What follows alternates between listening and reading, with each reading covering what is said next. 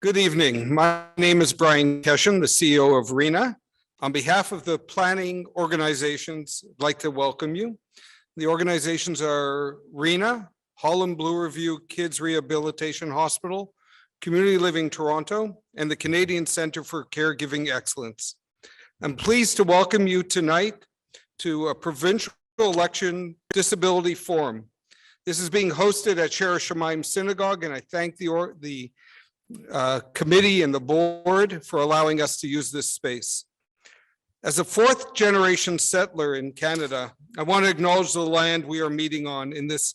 This is the traditional territory of many nations, including the Mississaugas of the Credit, the Anishinaabe, the Chippewa, the Haudenosaunee, and the Wendat people. It is now home to many diverse First Nations, Inuit, and Métis people.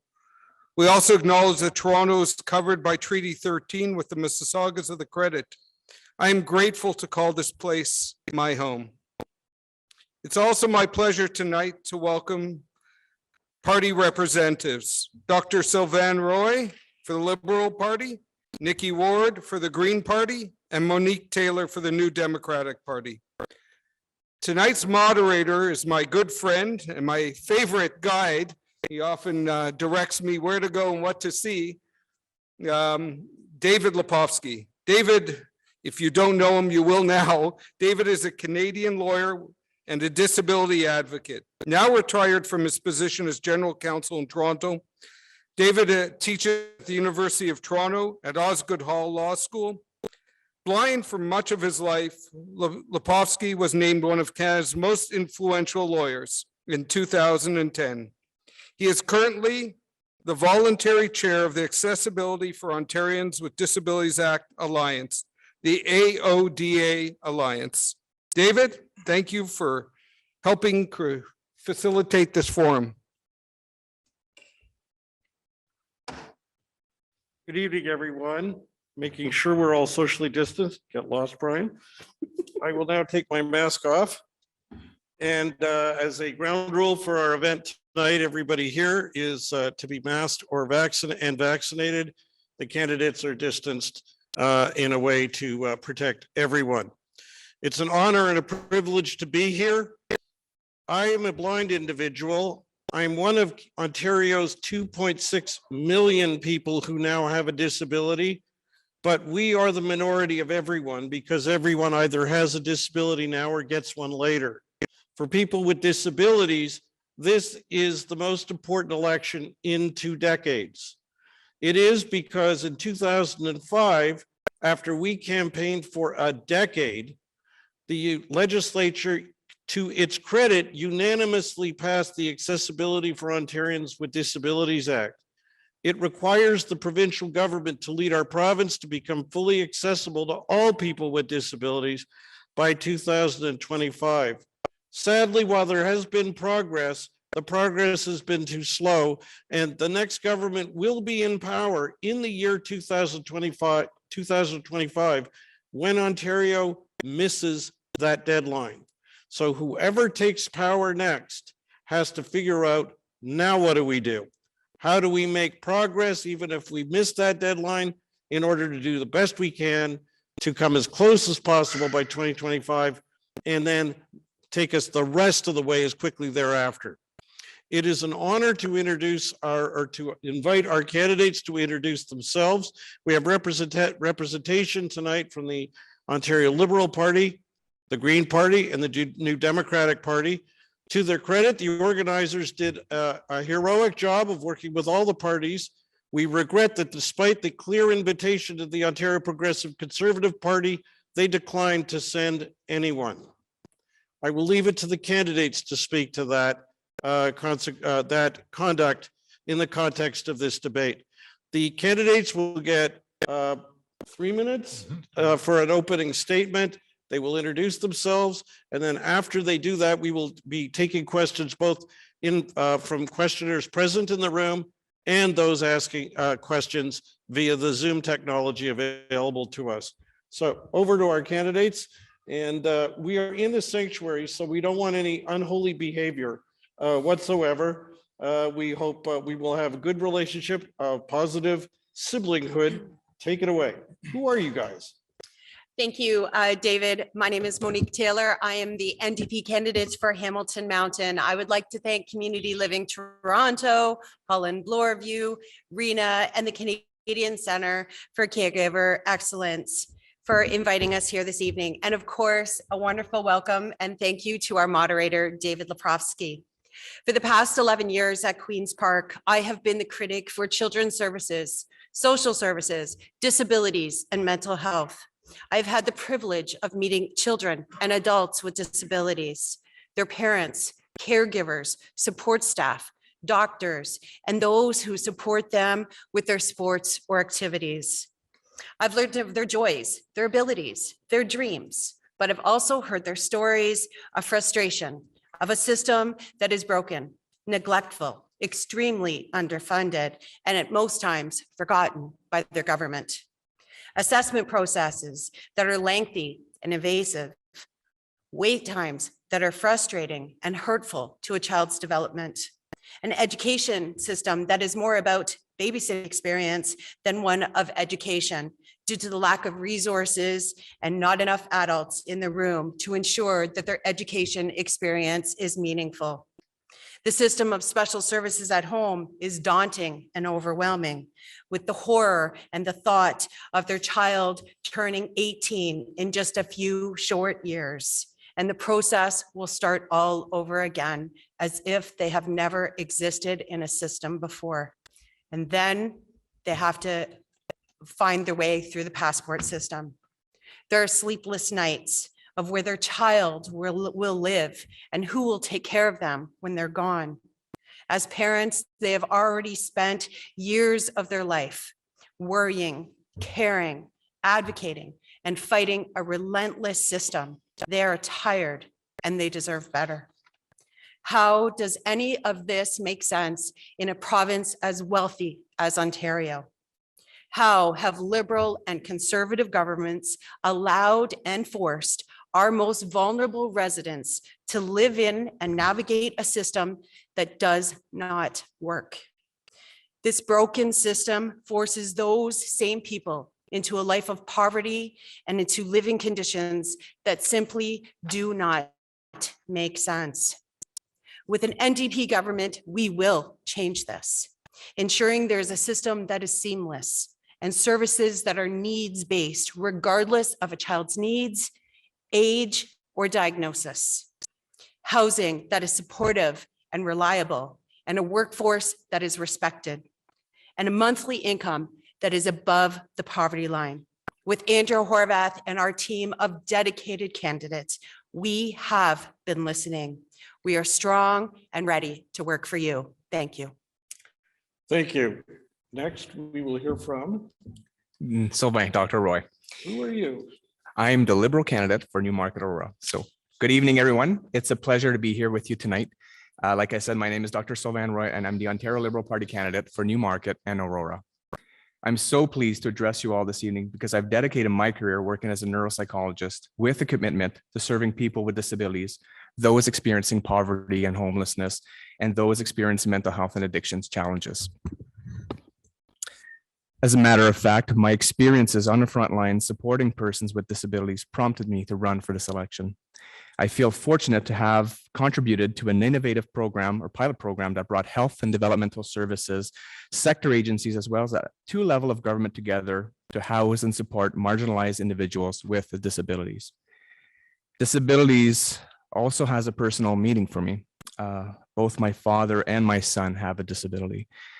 Today, I'm excited to be sharing key aspects of the Ontario Liberal Party platform that will help to support Ontarians living with disabilities, whether it's through accessing more affordable and supportive housing, or through increasing ODSP rates, increasing or improving access to jobs and training opportunities, and improving supports for caregivers and care providers. The Ontario Liberal Party recognizes the critical contributions of persons with disabilities, and we pledge to better recognize those contributions through a variety of policies that will make life better. It is also important to note, as David mentioned earlier, that Ontario will not reach the stated goals of the 2005 Accessibility for Ontarians with Disabilities Act by 2025. And it is critical that we collectively renew our commitments to making Ontario accessible as soon as possible. Thank you. Thank you. And our third speaker is? Nikki Ward. Go ahead. Well, firstly, thank you. Thank you for staging this. Thank you for the people joining us online. Thank you for participating in democracy. And it's been well said that for those of us with a disability, this is an incredibly important election. It's a core principle of the Green Party of Ontario, and one of the reasons why I'm proud to be a member, that if we are going to discuss a subject, then we should have lived experience of it. And that is one of the reasons that I've been put forward to speak tonight. I am a person with a disability. It is not overtly visible, but I assure you it is serious and permanent in nature. And if there are any doctors in the house, and perhaps there may be, I'm glad to discuss it with you later. But the fact of the matter is, I am here tonight to not talk about people with disabilities using the language of they and them. I'm here to talk about disability using the language of us and we. And I have had the dubious pleasure of living with a disability under successive governments of all colors except green. I've been under a red government, an orange government, and now under a blue government, and they've all failed people with disabilities disastrously. It's some irony that in addition to having a disability, I have a background in the health insurance sector, working with both private and public health insurers. So I understand the financial issues at stake here. Because the Green Party of Ontario isn't lost outside of reality. One of our core principles is economic sustainability married with environmental sustainability and social sustainability. And without any one of these components, whatever solutions we come up with cannot be sustained. Economic sustainability of our health insurance system in Ontario has to come first. And we believe that regardless of the government that's coming forward, whether it's a coalition between the Greens and some of my colleagues to the left here, in some cases to the extreme left, regardless of whether it's a coalition government or perhaps a government that is led by a blue party, we in the Greens have figured out a way of convincing governing powers to do the right thing. So I'm suggesting that what we offer today is serious, financially responsible, well-considered, solutions based on lived experience. And I'm looking forward to going into that in greater detail. Thank you very much. A moment on the ground rules. We'll be allowing questions for each question can be up to 1 minute, but no longer. Each party will get 2 minutes to respond. We'll be taking questions that have been sent in via Zoom and also from the room here. We're going to start with my colleague, James Gennaro, sitting up front, who's also going to repeat questions so that they're audible to our Zoom audience. James is going to start by asking a question on behalf of the sponsoring organizations. James is with Community Living Toronto. James, the first question. Thank you, David. So our first question comes from both Community Living Toronto as well as from RENA. Question is, there are currently 13,000 people waiting for housing in the developmental services system. In parts of the province, that means a 40-year wait for housing. Will your party commit to earmarking housing resources and build at least 2,400 units of new housing? Can we ask for a response from the Liberal Party first?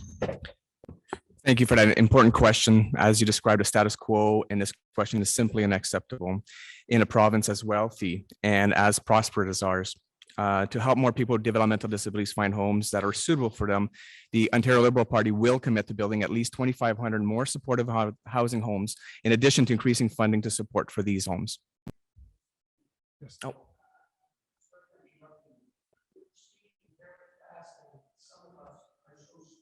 Okay. Okay. If you could just repeat a little or slowly. That is perfect. We're putting you in a difficult situation. You've got time limits, but. That's fair. It's not loud, so I can speak up some more. The bottom line is we're committing to build 2,500 supportive housing homes for persons with developmental disabilities. Okay, can we hear next from the Green Party? Thank you for that. And if I'm not speaking clearly or too quickly, please let me know. Thank you very much. The Green Party of Ontario is committed to what we describe as participatory housing. That means cooperative housing, that means supportive housing, and excuse me, supportive housing. We know that the conditions in which we live affect our general health, well-being and health. One of the things that frustrates me is that proper housing, proper supportive housing for people with disabilities is not only just the right thing to do, it is the economically sensible things to do. It is far cheaper and better and more humane for us to live in houses that support our needs rather than becoming institutionalized. And we're fully committed to that. One of the important parts of what we're doing is reinvigorating cooperative housing. This is a way of immediately revitalizing the housing market across for moderately priced rental income properties around the province. Here in Toronto, the largest landlord is the City of Toronto. And there are properties sitting fallow right now that could be repurposed for co-op housing and indeed for all forms of participatory housing, including supportive housing. Thank you. And finally, from the New Democrats. Thank you very much. Thank you for that question, James. You are absolutely correct. For years, we have seen Liberal and Conservative government not pay attention to the needs of our housing backlog crisis, what we can call it, so many things. We are seeing way too many families being left without homes, and people with disabilities are feeling that much more. We are committed to building 100,000 new units of social housing over the next decade. We'll update existing housing portfolio of 260,000, and 600 or 60,000 of those new units will be set aside for people with developmental and physical needs, ensuring that people have homes. We're also committed to ensuring that all new builds are done with universal design to ensure that any home can be reaccommodated to fit a person's physical and changing needs. Thank you. By the way, for the benefit of the audience, I am arbitrarily and I mean arbitrarily going to decide who speaks in what order, but everyone will get to speak. Our next question will be from our Zoom audience. So Julia, if you could tell us the question, and James will repeat it. And Fred, if you want to be ready with our first question from the audience here present in the room after that one. Thank you, David. I have the question right here. Thank you, Julia and Michelle, for sending it up. The question is, what will your governments do to clear the Ontario Autism Program waitlist and provide autistic children with support for critical occupational therapies? All right, we'll turn to the NDP first this time.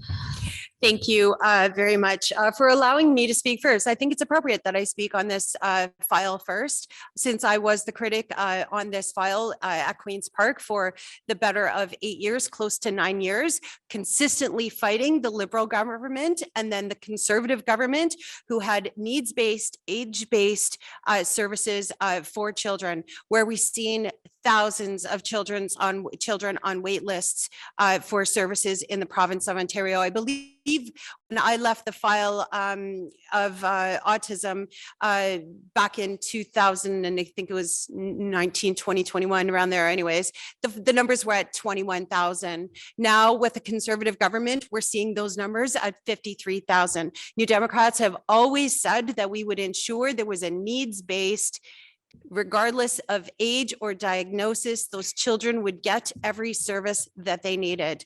Doug Ford said no parent with autism, with a family with autism, would have to protest on the lawns of Queen's Park. Now we have 53,000 kids waiting on wait lists. Liberals and Conservatives have absolutely no credibility on this file, and it is disgraceful what we're seeing with our children. I can speak to my own family. My granddaughter is now turned 3 years old and has been almost diagnosed because she can't even formally get a full assessment of autism. So she is another number on the wait list. When will these governments think that it's the right thing to do to ensure these children's services? It's quite frankly abuse. We hear from the Green Party next. Thank you. Is that a little clearer? Is that better? Okay, thank you. One of the things that I appreciate about the Green Party is that we are focused very much on finding solutions wherever we find ourselves in the governmental process, whether in some cases out east, where we have formed part of the government, or elsewhere, as here in Ontario, where we form part of the effective opposition and the moral compass by which many of these decisions are made. It's not helpful to talk in terms of fighting against the Liberals, the Conservatives, or indeed the NDP, because the people in office do care about us, may have different ideas about what's the best way to do things. The fact of the matter is that there is money to provide adequate service for all Ontarians. I should know, I was part of the, in the financial services industry, we helped OHIP with some of their billing back in the old days, back in the 1990s. So there is money available, it's just being badly managed. And going back to this idea of economic, environmental, and social sustainability, if we can present a compelling argument to, let's say, the Liberals or the NDP, or indeed to Doug Ford, then we are capable of moving things in the right direction. We've done it with electric vehicles. We've done it to some degree, a lesser degree, with changing his mind about disability payments. And the same is true for doing things more intelligently and more compassionately for children. And one example that may be a way to work on this is the Exceptional Access Program. I know we're going to be talking about children with disabilities again, so I don't want to go too deep into it. Right now, the Ontario government and the Ontario Health Insurance Program has a, I can't quite see that from my angle, I'm afraid, so you have to hold it up higher. Right now in Ontario, we have a patchwork of reactive systems that have been put in place over successive governments, some of them NDP, some of them Liberals, some of them Conservatives, and they don't work. And so we can present an economically sustainable and socially sustainable ideas, and we're not too proud to let other parties steal the ideas so long as they actually implement them. Thank you. Response from the Liberal Party, please.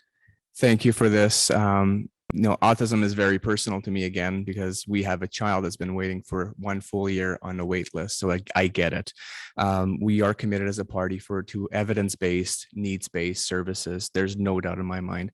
But when I think about autism, is I see government trying to build a house without a foundation to build to keep the house, the roof, in one piece, hanging overhead. So and when I think about the foundation, I think about services. I think about health services. I think about occupational therapy. I think about psychology. I think about SLP. All these fundamental services are so hard for parents to find and access. You've mentioned diagnostics services. When you have a child who's 3-4 years old exhibiting some behaviors that may not be typical, and we've went through this, and trying to find a doctor, a physician, or a psychologist. Again, our system is so fragmented that parents are grappling at just the diagnostics right now.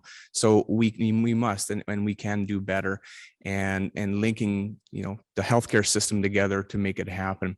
But on the other side of things, beyond diagnosis, we need treatment and rehabilitative services to help children, catch up and be able to be successful in schools. And there's so many barriers right now for kids with autism and other kids with disabilities that we need to identify those barriers and provide the supports early, so we have kids that are successful in life. Thank you. Thank you. Our next question, I'm turning to Fred. If you can help us receive a question from a member of our audience here in the room.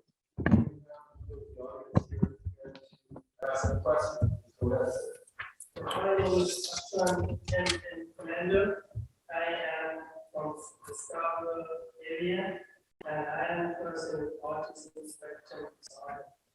And my question is, I know the Green Party and the NDP Party all made WWC, but just doubling it to your that, and to me, doubling this terms of the investment and we get up to increasing by $9,000.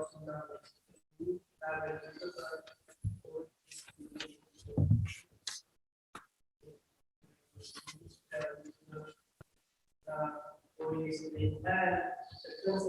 I bought this concept up to my local little and quit it, and I tweeted it and did talk to it. Okay, thank you so much for your question. I'm going to ask James to just repeat it for the benefit of our those watching us at home. Thank you, David. To summarize, the question is regarding ODSP rates. Would the parties present commit to doubling ODSP rates and then further increasing the rates for ODSP by a further $1,000 in the second year? Could we hear from the Green Party first? I have lived, if you call it living, on ODSP. This is not an abstraction for me. I have tried to live on the appalling levels that are so far below poverty. It's absurd. There's not enough money to rent a home. There's not enough money to feed yourself. You have to know where every food bank is so that you can somehow supplement your food so that you can stay as healthy as you can with not enough money to feed yourself. In this time right now, where we have 200% inflation on basic items like food, it's beyond disgraceful that we're in this shape. More than committed to doubling the amount of ODSP, more than bringing people to the poverty line, which is at this stage aspirational for people with disabilities. We are committed to bringing people on ODSP a decent living. And whatever that number is, we're committed to meeting it. Not the bare minimum, but enough to live a healthy, rewarding, full life. I feel passionately about this, and I have really, well, I think I've said my part here. The levels that are proposed by the alternatives of people who haven't lived on it, it's just not adequate in the least. The bare minimum is a number, the low income cutoff, which is far more than doubling it. How are we going to go about doing this? Once again, this is economically sustainable. It's not just the right thing to do. It is economically sustainable because people who can't feed themselves, people who don't have a safe and supported place to live, get sick again. And I can tell you as an insurance executive, that's very, very expensive. Far from a cost. This is an investment in people. This is an investment that will remove costs from our healthcare system. And we have to do it immediately. And we have to convince whoever's in power to move that way. Thank you very much. Can we hear from the Liberal Party now, please? Yeah, I've been working with the homeless for many, many years now, and it is. Just speak a little louder. I assume that this mic is hot and that people will hear me, but to repeat, I'm a neuropsychologist and I work with folks who are experiencing extreme poverty and homelessness as a profession. This is what I do for a living, and I get that ODSP rates are too low. Our party is committed to raising it 10% for the first year and another 10% the following year, acknowledging that there is much more that can be done. But affordability, I think I see it in more broader context. I think we have to figure out how we can make housing more affordable, transit more affordable, and we need to work towards a goal that's sustainable as well.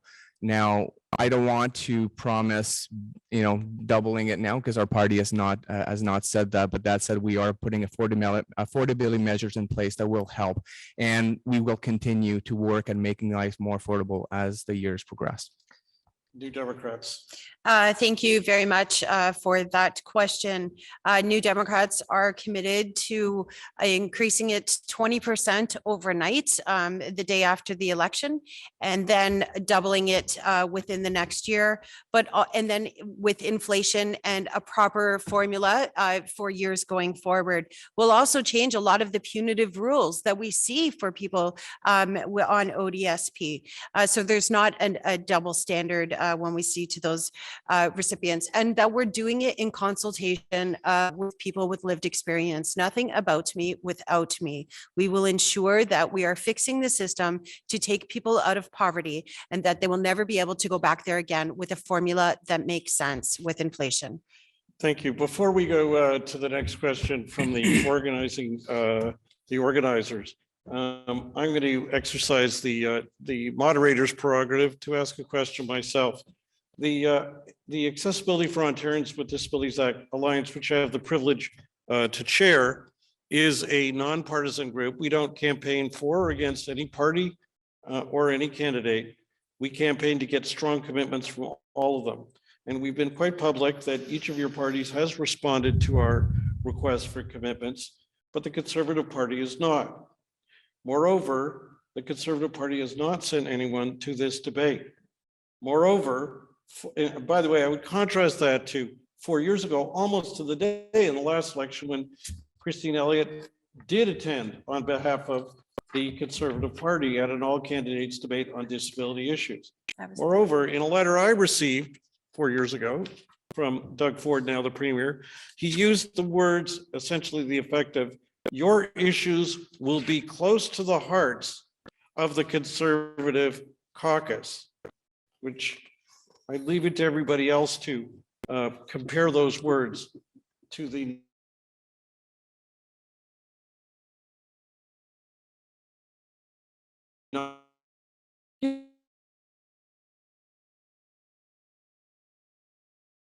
turn to candidate part, all of your parties, and say, why should we believe them either? What's your answer? We hear first from the Liberals.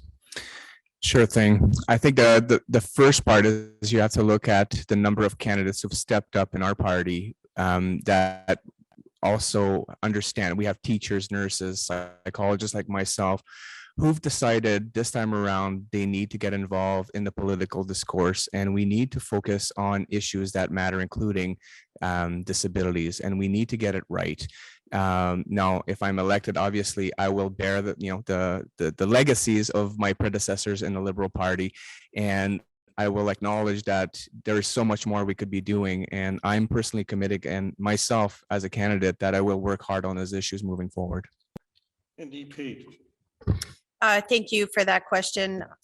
In the last 11 years that I've been at Queen's Park, I have definitely seen neglect when it came from governments who were there. Liberals, Conservatives.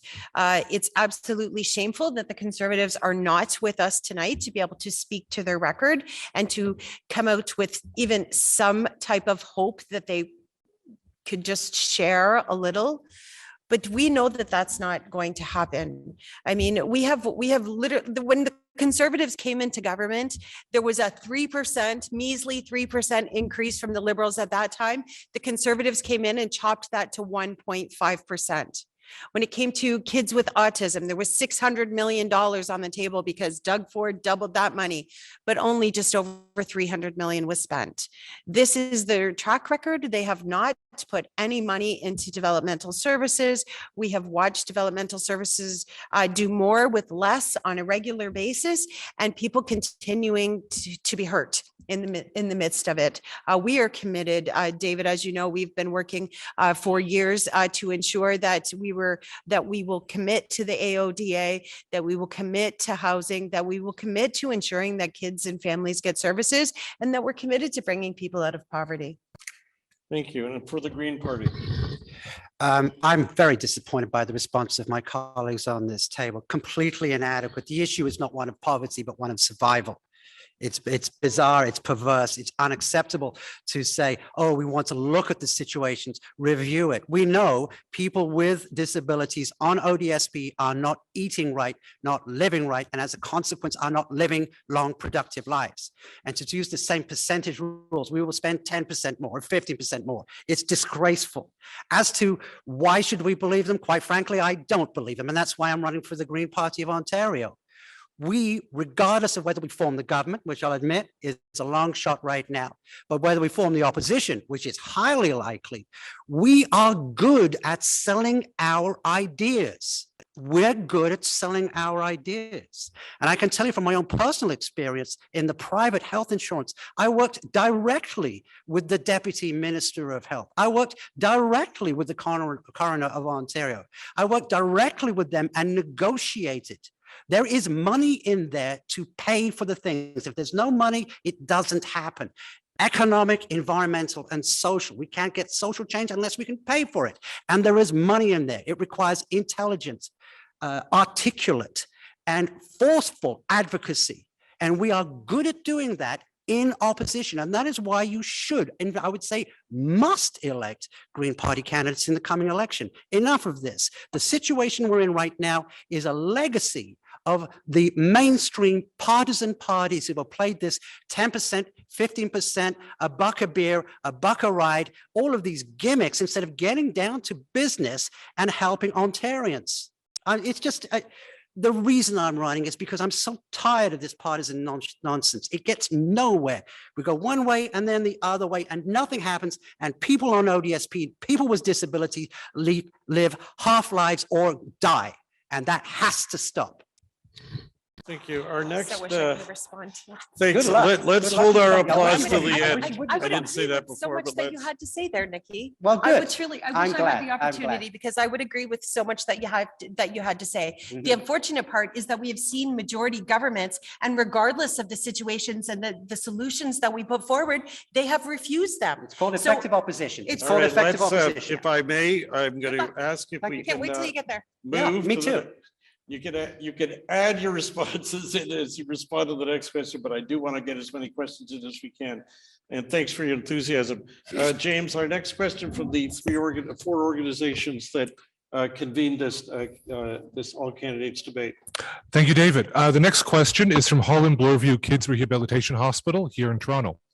The question is, the health of children, especially those with disabilities, has been disproportionately impacted by the pandemic. A generation of children and youth is at risk of significant long-term health problems without immediate action. If elected, what will your party do to support children's health care? Let's start with the NDP, please. Thank you so much for that very important question. There are many things that we will do within our healthcare system to ensure that kids get the services that they need, because we've definitely seen children suffer throughout this pandemic with their mental health.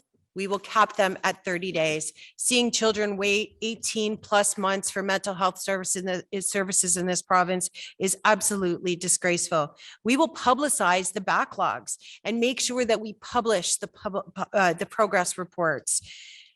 We will ensure that we're eliminating the discriminating triage protocols in healthcare so that vulnerable communities are not made further vulnerable with second-class healthcare. We'll increase supports to children's mental health, as I said. We'll launch public inquiries into the government's COVID pandemic response, and we will fully implement Make Kids Count action plan that was laid out by the Children's Health Coalition.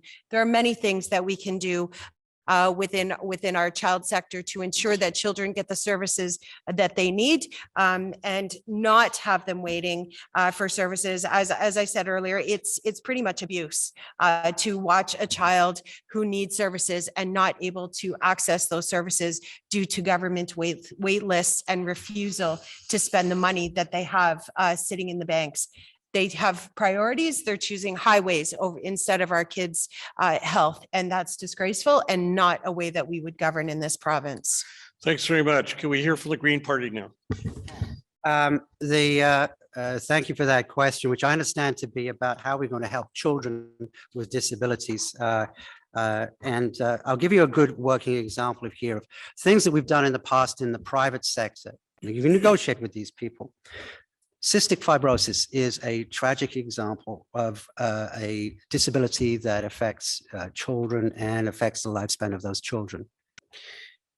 There are some breakthrough medications that work best on our youngest folks with disability, and they give genuine hope. But because there's such a long lead time, and because the systems are so Byzantine, because they are so layered, actually getting breakthrough medication to treat children is incredibly difficult. Cystic fibrosis is an example that I was talking with a constituent about just recently, and there's a breakthrough drug called Trikafta, which, if given to children earlier on, improves the outlook in their health, their general health, and their life expectancy. In order to apply for it, you have to go through a program called the Exceptional Access Program. And one of the examples, if you are 24 or under with no private health care, you may be eligible for OHIP Plus, unless you're on OW, in which case it's a different process, unless you're on ODSP, in which case it's ODSB, in which case it's a different program, unless you're on Trillium. And going through that maze while you watch your child suffer is expensive and inhumane. This is the kind of thing we need to do, cut through the red tape. And bizarrely, that's an idea that appeals or should appeal to all politicians. How do we use the money that we give government in ways that are effective and humane? Let's look at exceptional access program as a way to immediately get much needed treatment to children with disabilities. I think that's a great way to start. Thank you. Let's turn to the Liberal Party.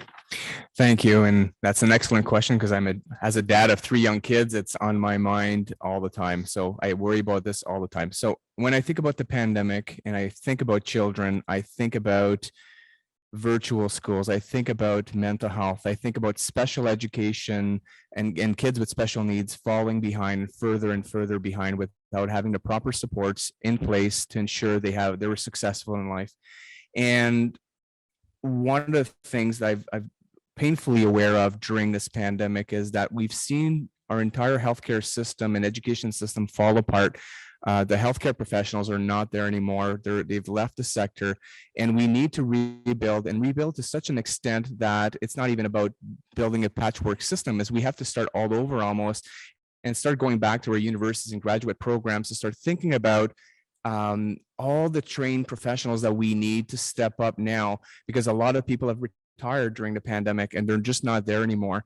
And people have burned out, nurses, psychologists, and the whole gamut. So we have to rethink how we deliver those important services. And it starts with building the foundation. We have to go back and start training a lot of the professionals that we need and think about the workforce requirements and needs moving forward, because right now it falls short. So let's build the foundation. Let's invest in training more professionals, recruiting more professionals that may be around, and think through about the needs and really plan for those needs, because ultimately that it's ballooned out of control and we have to think it through. So building that, to me, that means training and recruiting more psychologists, social workers, and in the education sector, special ed supports need to be there. So absolutely rebuild the workforce and work with schools and educators and so on to make sure that those services are available. All right. Could we have our next question from our Zoom watching audience? Thank you, David. Let me get that question teed up here. You didn't warn me, David. Of course. Okay, question from our Zoom audience at home. To all the candidates, what are you doing to make your campaigns accessible to constituents? All right, let's ask the Liberal Party first. I smile because one of my volunteers, the first thing he did when we got in office is he built a ramp out of, I don't know where he got the materials, but when we sent emails, we made sure that it's not only physically accessible, but we wanted to make sure the bathrooms and so on, everything is set up in such a way that we could welcome anybody in the office to come and have a conversation with me. And I walk in the next morning and this beautiful ramp is built out of materials. I don't know where he got it from. So that's the first thing that comes to mind. So ultimately, we've sent the message out to our volunteers that we want to make this fully accessible in every possible way we think about. And the first part, there was the physical accessibility, and that's what our campaign did the first time around. All right, thank you. NDP. Thank you for that question. So while looking for my campaign office, that was the #1 rule, is that it had to be accessible for entrance, for ramps, for the bathroom, for people to be able to navigate around the office. And that's exactly what it is, and something that I'm really proud of, and always ensure that accessibility is first on mind. And the Greens. Nothing about us without us. Thank you for that quote. Accessibility means much more than ramps. It means making sure that we provide equity from the beginning. And our party started with that by actively recruiting equity-seeking candidates like myself. Went out of our way to attract people with special needs from different backgrounds, different experiences, and to give folks who may be living in poverty money to help them run as candidates in the first place. It's hard coded into the DNA of our party to be inclusive in every sense of the word. You shouldn't have to build a ramp. Where your office is should be accessible. It shouldn't need to modification to be accessible. It should be built to be accessible. It's a whole philosophy. And the same is true going backward to supportive housing. We shouldn't have to need, in some cases, there are special needs for special support, but the fact of the matter is, doors should be wide enough to accommodate wheelchairs all the time, everywhere. That should be hard coded into our process. Bathrooms should be large enough for a wheelchair to make a full circle, not because of a special need to somehow separate somebody with a disability from the rest of society, but because it's the right way to build a bathroom. Back to how we're making our campaign accessible. We're not spending our money on a fancy office. We're spending it on going out, reaching people where they live, providing ASL services and other language and other assistance services so that everybody can participate in this democracy of ours. Not just people who are members of the Green Party, but everybody, so that everybody gets a chance to vote, participate, and be heard at Queen's Park. Okay, thank you. Fred, can we have our next question from folks present in the room here? Hi, my name is Isabella Gamk. One thing, food banks do not help people on disabilities, the most vulnerable. They do not help those with IBS. They do not help those with Crohn's. They do not help those with celiac disease. They do not help those with diabetes. All that is a myth that they help the most vulnerable, and we need to call that out. It's nice that autistic children and that get support until they're 18, but after they're 18, many end up in shelters, and that's not right. When you talk about nothing for us without us, I've been fighting for 4 years. The only reason anybody's been talking about 100% increase is because of me. And have I been included in any debates anywhere on TVO or City TV or anywhere else? No. Are my ideas not valid? No. Why not? Because I'm trans and I'm disabled and I'm poor. So here's my question. Instead of all these playing with housing games, because 50 years of talking about affordable housing and housing has led to more homelessness than ever and more people struggling, and it's just a smokescreen of poverty. Why are not all the provincial parties getting together and trying to get other provincial parties to demand that the federal government, instead of building, people want to build 100,000 units or whatever, and maybe coming up with 20,000 units, start demanding that the federal government build 10,000 50-story apartment buildings, average market rental buildings. There's 1.3 million empty homes in Canada right now.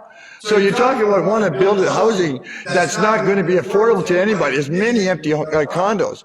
So, you're just wasting resources for future generations and future civilizations. So why don't you not think that it's a better idea to advocate that the federal government legislate constitutionally that average market rent be guaranteed to every Canadian citizen, so that average market rental buildings will get built? So because when the builders know that people can actually afford to move into them, they'll build them. Okay. Unfortunately, they know that people won't get it. The newspaper ads for places to rent say ODSP and OW clients need not apply. I'm going to interrupt because you've got about... 1 second, let me please speak. They say need not apply. Why is that? Because they know when the ODSP and OW client has to use the whole check for a pay to rent, they got to do something shady to get by. Only 12% of disabled people live in subsidized housing. Only 12%. 88% do not live in subsidized housing. They're trying to pay rent with $497. Okay, what I'm... what? There's a lot of people in housing. We need the building code changed so that the housing is soundproofed. Because people are getting driven out of their units. People with mental health issues can't get sleep at night, get sleep deprivation, torture, act out, get kicked out of the unit, and then they go in the shelter for the rest of their life. Somebody 25-year-old supposed to spend the rest of their life in shelters?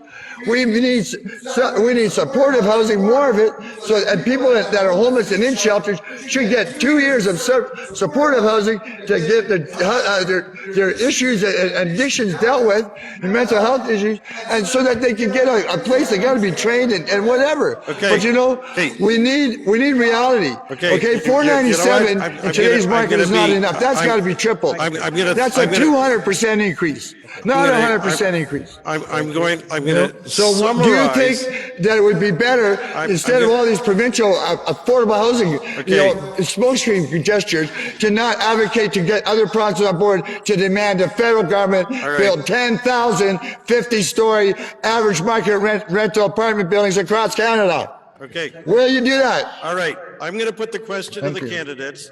Let me also say that your anger, your frustration, and your sense of eagerly wanting to be heard, I think are as important as the particular specific policy options that you're putting to the candidates. Because there's limited time, I'm going to ask you, could you just talk each to at least one of the ideas that was presented as a solution, but could you also talk to the sense of frustration and anger that we've heard echoed here, and that I must say, I hear from people in my community organizing activity all the time. Can we start with the NDP, please?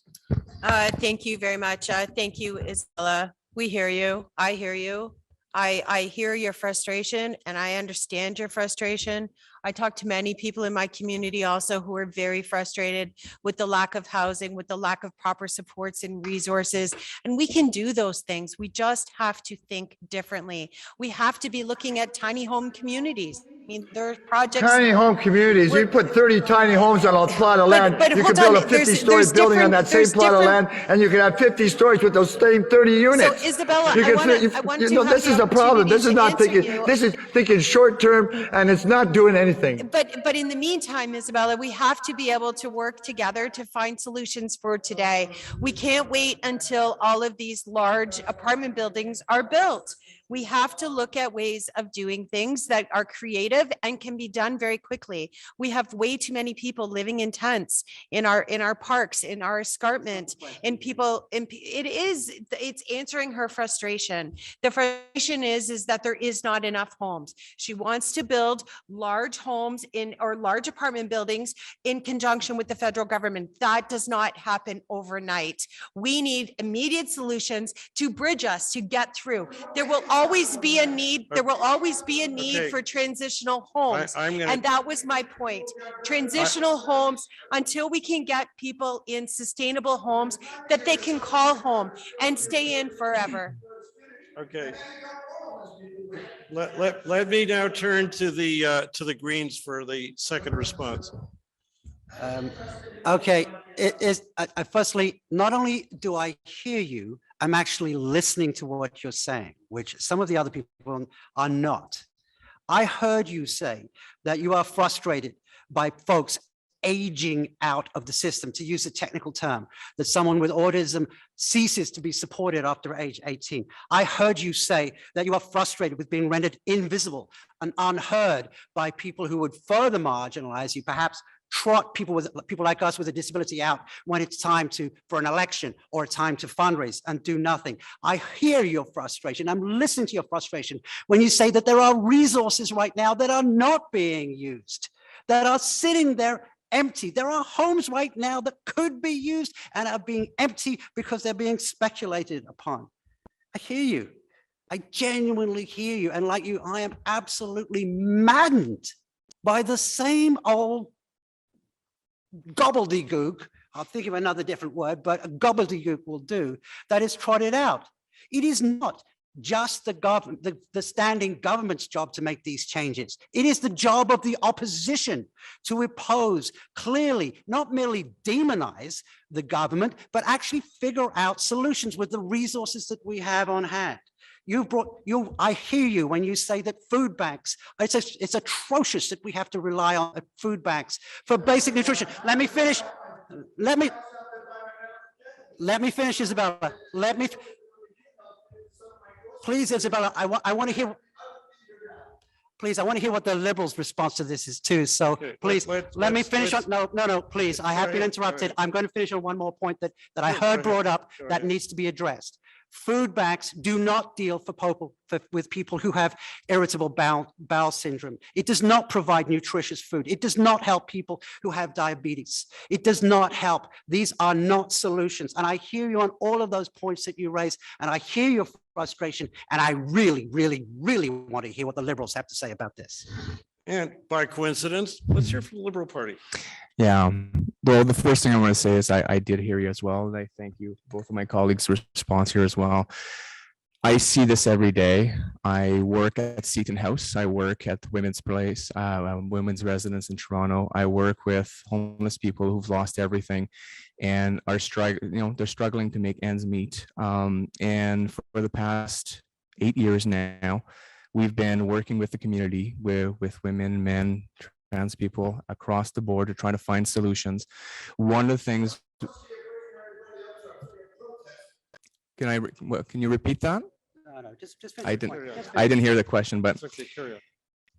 we've been collaborating and finding innovative ways to help bring people out of the community. And this, I'm speaking right now, I'm putting my hat as a clinician on before I'll put my Liberal Party hat.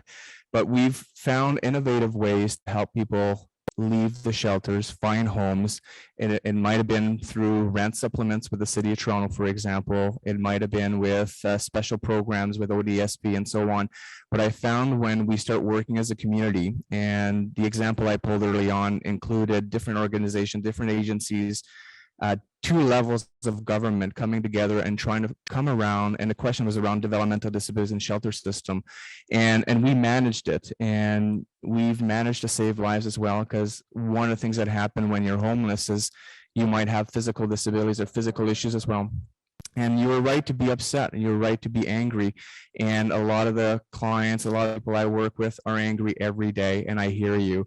And this is why I'm running. This is the reason I'm running today. I am not happy with prior policies, prior government stance on this, and I am here to advocate to change the system. I am here to make it clear, crystal clear, that we need more funding, more supports, more housing across the board. There's not a one-size-fit-all solution to housing, but I am committed to the issue. All right, I'm going to ask if James Gennaro can just read the final question that's going to come from the organizations who were pulled together this event for us. Thank you, David. So our last question is from the Canadian Centre for Caregiving Excellence. Question is, StatsCan says that half of all Canadians will be caregivers at some point in their lives. Caregivers and care providers are the backbone of the care economy. What will your party do to support caregivers, unpaid, and care providers, paid, in their necessary work? We're going to start with the Green Party, please. I think I started. Oh, okay. Or did you start the last one? Oh, I was in the middle. I prefer to go That's last. on okay. this one. I can't keep track That's either. all righty. I think I went first last time. I think It's so. okay. Does that mean I go first? Go ahead. All right, I'll go first. All right. And thank you for redirecting this, but no, it's interesting because the past 2 years is that for me or no? Okay. No, you go ahead. All right.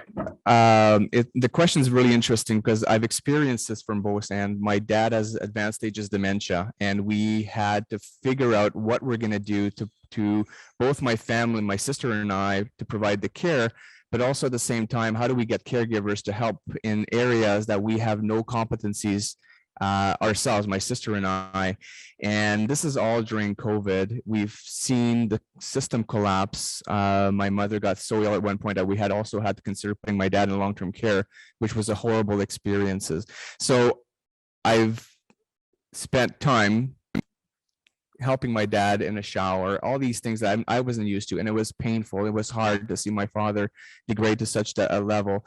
And on the other side, I felt the system crumble around us, so we didn't have nurses and PSWs coming in the home.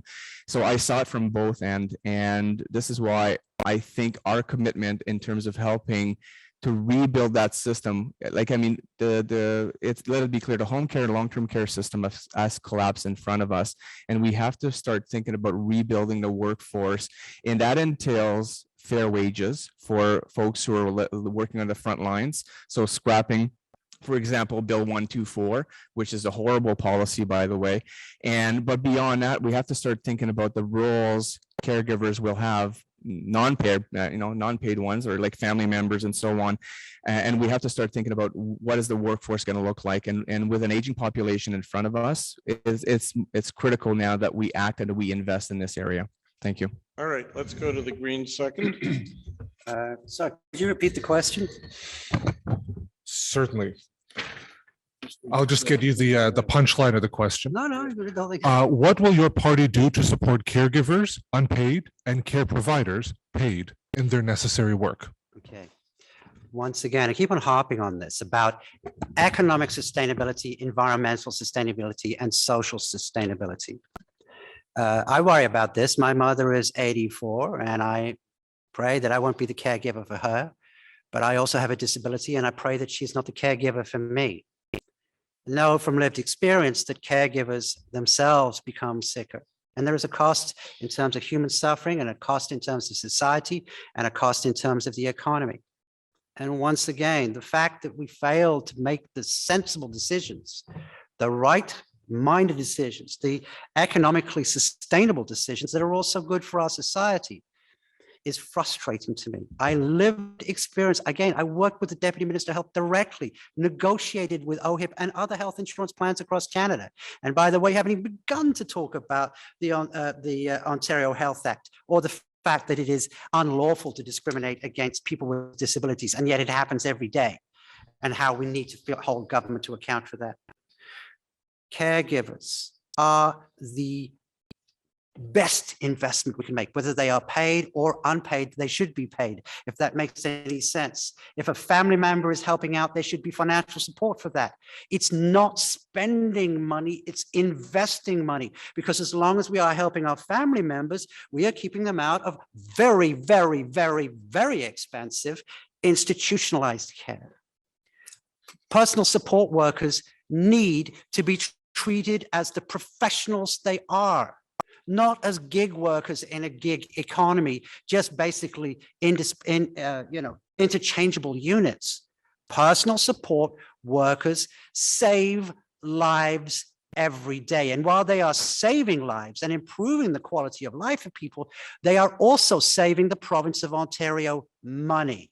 And it's enormously frustrating to hear the same tired old tropes being trotted out instead of negotiating with whatever government we have and bringing sustainable solutions to the table. And that's why I'm running as a Green. Okay, can we hear from the NDP, please? Thank you very much for this question. And it's something that I've been dealing with for years.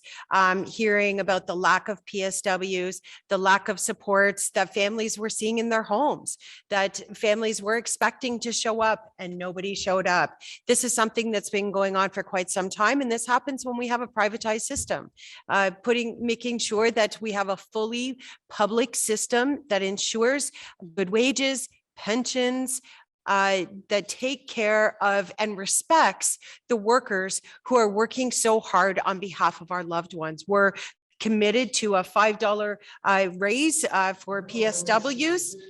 We're also committed to ensuring that we're attracting and retaining those same workers and taking care of our loved ones at home so that we do not see what happened throughout the pandemic happen again.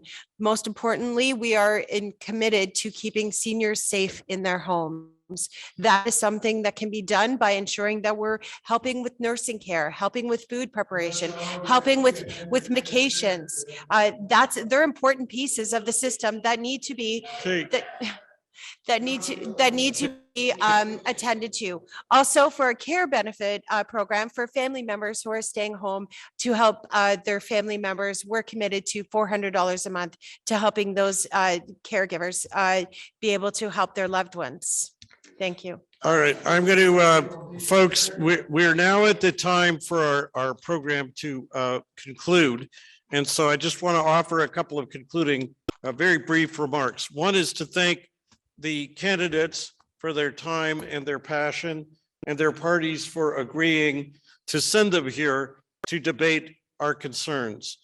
I'd like to thank the 4 organizations, community organizations, who did all the heavy lifting to bring this organization, this event together.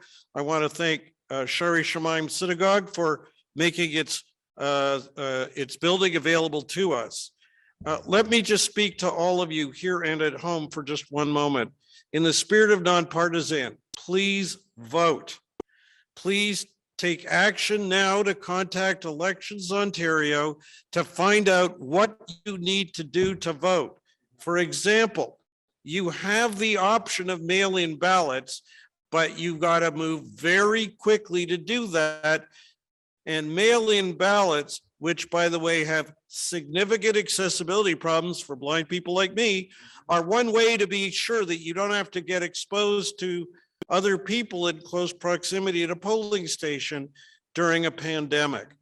The other thing I encourage every one of you to do is to use the power of social media, use the power of your phone if you have access to one. Call into radio programs and raise disability issues. Tweet to the Queen's Park journalists who cover this election and who, I regret, often fail to include us in the issues they tell us we care about. We do care about our issues. They need to pay attention to us too. Thank you all very much for coming, and everybody have a safe trip home. Thank you.